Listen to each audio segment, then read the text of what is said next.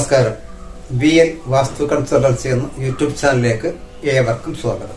ഇന്ന് ഗൃഹത്തിന്റെ മൂലകളിൽ ബാത്റൂം വന്നാൽ അവിടെ വസിക്കുന്നവർക്ക് എങ്ങനെ ബാധകമാകും എന്ന് നമുക്ക് നോക്കാം.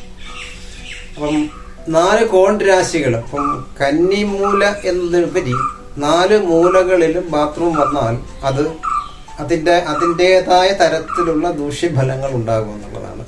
ഇത് കന്നിമൂലയ്ക്ക് മാത്രമല്ല പ്രസക്തി, 4 മൂലകളും കന്നി, ധനു, മീനം, മിഥുനം, ഈ 4 രാശികൾ, ഈ കോൺ രാശികൾ വന്നാൽ, ബാത്റൂമുകൾ വന്നാൽ അശുദ്ധിയായാൽ അത് എങ്ങനെ ബാധിക്കുമെന്ന് നമുക്ക് നോക്കാം. അപ്പം കന്നിക്ക് ആധിപത്യം, അത് കന്നി രാശിയുണ്ട്, മിഥുന രാശിയുണ്ട്. അപ്പൊ ജ്യോതിഷശാസ്ത്രപ്രകാരം കന്നിക്കും മിഥുനത്തിനും ആധിപത്യം ബുധക്ഷേത്രമാണ്. അപ്പൊ കന്നിരാശിക്കും മിഥുന രാശിക്കും ആധിപത്യം വരുന്നത് ബുധക്ഷേത്രവും, ധനുരാശിക്കും മീനൻ രാശിക്കും ആധിപത്യം വരുന്നത് വ്യാഴക്ഷേത്രവുമാണ്. ഇപ്പൊ ബുധക്ഷേത്രം, അതായത് കന്നിയും മിഥുനവും ബുധക്ഷേത്രമാകയാൽ ആ രാശിക്ക് അശുദ്ധിയായി കഴിഞ്ഞാൽ, ബുധനാണ് വിദ്യാകാരകത്വം വരുന്നതും ജോലി സംബന്ധമായ വിഷയങ്ങളും നമ്മൾ ബുധൻ രാശിയെ കൊണ്ടാണ് ചിന്തിക്കുന്നത്. അതുപോലെ തന്നെ വ്യാഴം രാശിയെ കൊണ്ട് ചിന്തിക്കുന്നത് ധനത്തെ പറ്റിയാണ്, ധനത്തിന്റെ വരവിനെ പറ്റി, ഐശ്വര്യത്തെ പറ്റിയാണ് വ്യാഴക്ഷേത്രം കൊണ്ട് നമ്മൾ ചിന്തിക്കുന്നത്. ധനുരാശിക്കും മീനൻ രാശിക്കും ആധിപത്യം വരുന്നത് വ്യാഴക്ഷേത്രമാണ്. ആ വ്യാഴക്ഷേത്രം അശുദ്ധിയായി കഴിഞ്ഞാൽ സാമ്പത്തികമായി വിഘ്നങ്ങൾ സംഭവിക്കും എന്നുള്ളതാണ്. രണ്ടാമത് ദേവവിഷയത്തെ പറ്റി ചിന്തിക്കുകയാണെന്നുണ്ടെങ്കിൽ കന്നിക്ക് ആധിപത്യം, കന്നി രാശിക്ക് ആധിപത്യം വരുന്നത് വിഘ്നേശ്വരനും ഗണനാമ്പതി, എല്ലാത്തിനും അധിപനായ വിഘ്നേശ്വരന്റെ രാശിയാണ് കന്നിപദവും. അതുപോലെ തന്നെ രണ്ടാമത് വരുന്നത് ഈ നാഗദേവ സാന്നിധ്യത്തിനും കന്നിക്ക് ആധിപത്യമുണ്ട്. ഇപ്പൊ 5 സെന്റ് വസ്തുവിലായാൽ തന്നെയും ആ 5 സെന്റ് വസ്തുവിന് 12 രാശികളായിട്ട് വരുന്ന 12 ഭാഗങ്ങളെയാണ് നമ്മൾ ഓരോ രാശി എന്ന് പറയുന്നത്. അപ്പൊ കന്നിക്ക് ആധിപത്യം വരുന്നത് വിഘ്നേശ്വരനും, രണ്ടാമത് വരുന്നത് നാഗസാന്നിധ്യമായിട്ടാണ് വരുന്നത്.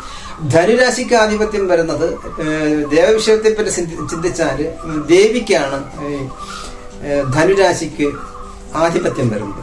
മീനൻ രാശിക്ക് ആധിപത്യം ഉപദേവനായിട്ട് വരുന്നത് ശിവഭഗവാനാണ് ആ രാശിക്ക് ആധിപത്യം വരുന്നത്.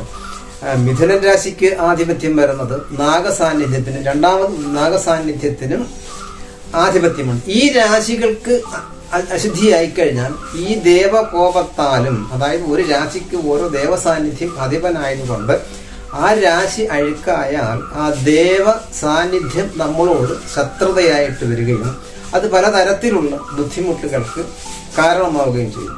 ഈ കന്നിരാശിക്കും ധനുരാശിയും അഴുക്കായാൽ, അതായത് ബാത്റൂമുകൾ കൊണ്ട് അഴുക്കായാൽ സ്ത്രീകൾക്ക് പലതരത്തിലുള്ള ഉദരരോഗങ്ങൾ, തരത്തിലുള്ള രോഗങ്ങൾക്ക് കാരണമാകും. എന്നാൽ മിഥുനൻ രാശി അഴുക്കായാലോ, മിഥുനത്തിന് ആധിപത്യം വരുന്നത് കുട്ടികൾക്ക്, അതായത് സുനീർ നാശം, കുട്ടികൾക്ക് പലതരത്തിലുള്ള അസുഖങ്ങൾക്ക് വരികയും ചെയ്യും.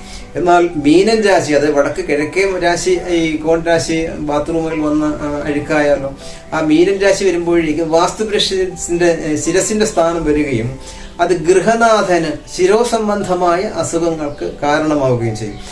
അതുകൊണ്ടാണ് ഈ ബാത്റൂമുകൾ ഈ കോൺ രാശികളിൽ വരാൻ പാടില്ല എന്ന് പറഞ്ഞത്. നിങ്ങൾക്ക് ഏകദേശം മനസ്സിലായിട്ടുണ്ടാവുന്ന കരുതുന്നു. ഇനി രണ്ടാമത്തെ വീഡിയോയിൽ വസ്തുവിന്റെ ഏതൊക്കെ ഭാഗത്ത് സേഫ്റ്റി ടാങ്ക് വരാം എന്നുള്ളതിനെ പറ്റി നമുക്ക് നോക്കാം. അത് അടുത്ത വീഡിയോ നമുക്ക് നോക്കാം. നമസ്കാരം.